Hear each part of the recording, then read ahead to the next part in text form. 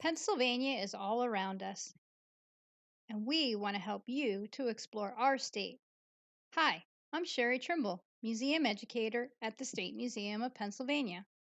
Join me today as we explore the state symbols of Pennsylvania. Hunting has been a valuable way of life in Pennsylvania for thousands of years. Adapting to the land and creating innovations has been one of our greatest resources. So it comes as no surprise when on June 26, 2014, the Pennsylvania General Assembly selected the Pennsylvania long rifle as the state firearm. In the words of the legislators, it was the first truly American firearm, and due to its exceptional accuracy and range, was considered the greatest achievement in the development of firearms during the 18th century. This valuable Pennsylvania innovation continues to be researched, curated, and displayed by the State Museum of Pennsylvania. The story of the Pennsylvania long rifle begins in the early 1700s when Germans arrived in the newly formed colony.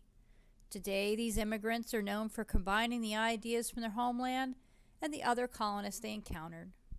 These German settlers in Pennsylvania were used to the short and heavy rifle called the Jaeger, meaning hunter in German.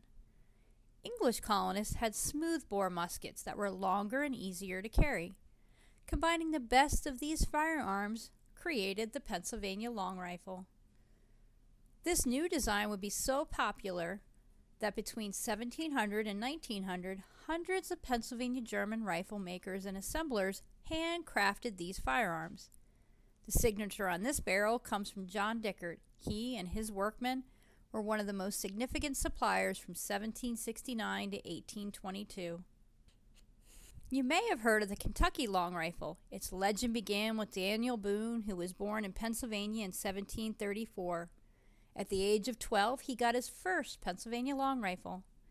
Boone's fame as one of America's most famous huntsmen and frontiersmen helped build the popularity of this rifle. He and other settlers took the Pennsylvania long rifle with them as they settled western territories like Kentucky. The legend of the Kentucky rifle began when the long riflemen from Kentucky were famously successful in the War of 1812 while utilizing this firearm. They even wrote a song called Hunters from Kentucky. From then on, the name of the Kentucky rifle stuck, even though the Pennsylvania long rifle had been around before Kentucky even became a territory. So why is this invention so revolutionary? Let's take a closer look at the long rifle's features. Smooth-bore muskets like the Brown Bess were not very accurate. Most muskets were reliably accurate to around 80 yards. By applying a German innovation, long rifles can be accurate up to 300 yards.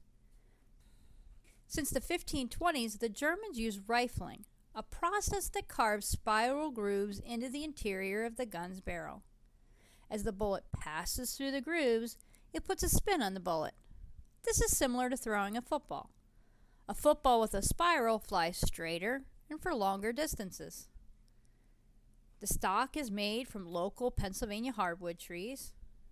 A powder horn holds gunpowder.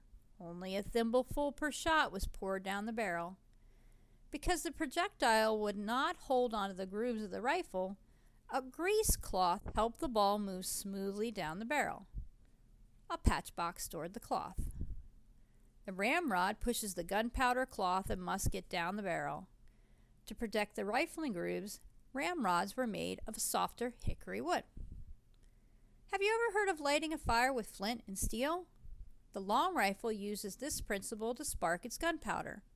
On the long rifle, the frizzen is the steel part. The cock holds the flint in place. Let's demonstrate. Did you see the spark? At the State Museum of Pennsylvania, we have several different styles on display.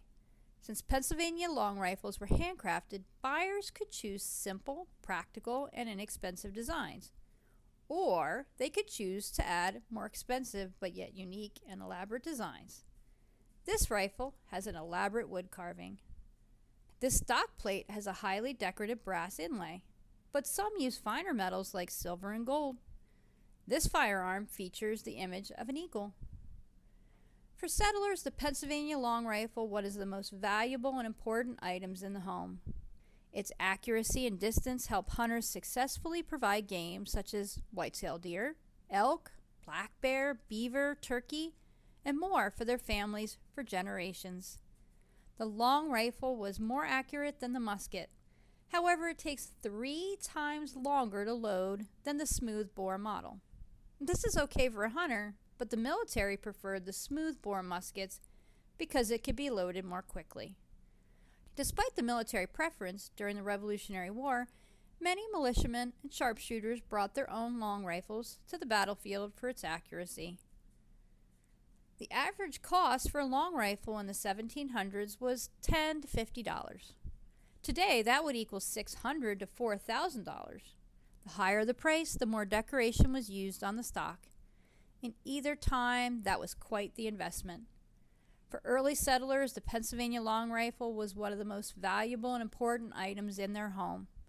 The accuracy and distance would help hunters successfully provide for their families for generations.